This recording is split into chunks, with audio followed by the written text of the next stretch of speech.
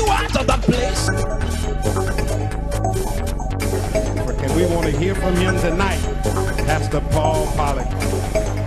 When God begins to do something in your life, it doesn't matter who doesn't want God to do it. It doesn't matter who's standing against your life. God will. Ladies and gentlemen, we are back. We are back again. I started a topic last night about personal development and personal preparation. Personal development and personal preparation. Jesus, in the book of Luke, actually in the book of Luke chapter 14, Luke chapter 14 verses 30, Jesus talks about a story. If you like, you could take it a parable, but he mentions a story and says, who among you wanting to build a house will not sit down and count the cost and go through the preparations, through the motions of the preparations, ladies and gentlemen, the motions of the preparations. This is what is causing a lot of failure and a lot of heartache and depression in our generation. Remember, our generation is a competing generation. They see you doing something wonderful, they want to compete, they want to hate on it, they want to put you down, they want to talk bad against it. But let me tell you something. This kind of people always existed even in the time of Jesus. Do not stop doing what God called you to do just because there is a couple of people or certain somebody somewhere who has chosen to fight you.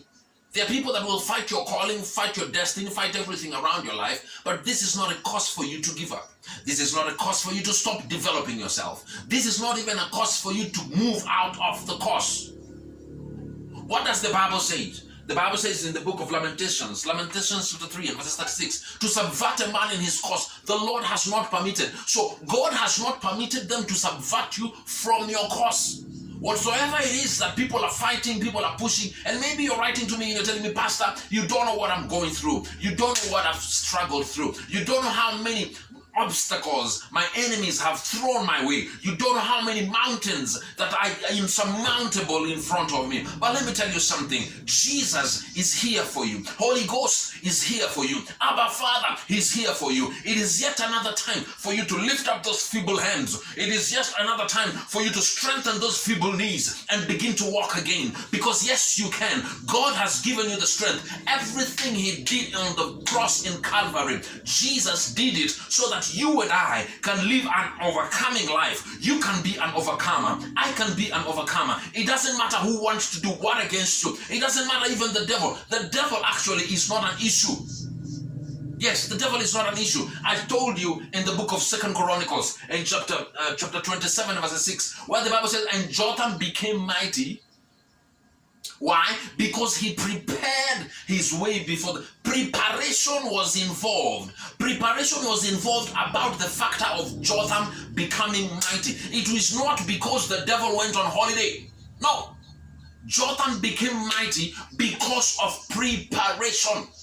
What are you doing about where you want to go? What are you doing about your calling? What are you doing about your business? What are you doing about your destiny? What are you doing about your dreams? It is yet another time, wonderful time for you to prepare yourself. Remember, Lamentations chapter 3 and verses 36, I've told you again that it is not permitted. God has not permitted it that anybody should subvert you from your course. Keep your course. Keep the course. Trust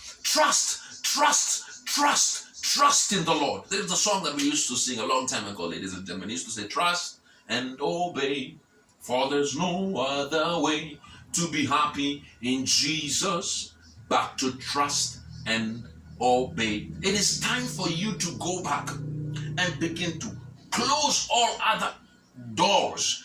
Those that are whispering defeat, those that are whispering on you suicide, those that are whispering on you that jump in front of a car and die quickly and finish off your life. Remember the wife of Job. The wife of Job comes to Job one day and says, Job, this thing that you're talking about, ribashanda, talking to God, praying, waking up in the middle of the night and making all this noise when your children have died, your daughters have died, your sons, your animals, all your money is Job. Look at you. Please, Job, you are a mess. Curse God and die. Maybe you have reached in such a corner in life where you're thinking that it is worthless. There is nothing more to fight for. There is nothing for me to rise up again and fight in the morning. There is nothing for me to pray for again. I've got news for you. I've got news for you, my dear. God has got a plan for you. God has got a good plan for you. And it doesn't matter what the devil is saying. It doesn't matter what the people are saying. It doesn't matter what your enemies are doing. What matters is what you choose to do from today. The Bible says in the book of Hebrews, today, if you hear his voice, do not harden your Harden not your heart as of the day of perdition. Today, if you hear his voice, if you can just hear his voice, close out every other voices that are speaking to you. The voice of defeat, the voice of you're not beautiful enough, the voice of you are ugly, the voice of you do not even know how to sit in front of a camera, the voice that takes all these kind of voices that takes you out of your purpose. The voice that you do not even know the right paintings for a business shop. You do not have the right acumen. You do not have the right talk and language of business. Listen to me. It is time for you to take stock of where you are today. Ladies and gentlemen, I'll be back. We're talking about personal development and preparation. And I'm here just to arouse something inside you until it rises up like a fire for you to come one more time. Come up again. Come up. The Bible says in the book of Revelations, come up and I will show you some things. Come up and I will show you some things. Stop being down where you are. Stop being where you are today. Come up. The Lord is speaking to you today. He said, come up and I will show you some things. Ladies and gentlemen, it's time for you to come up again. I don't care what they've said about you.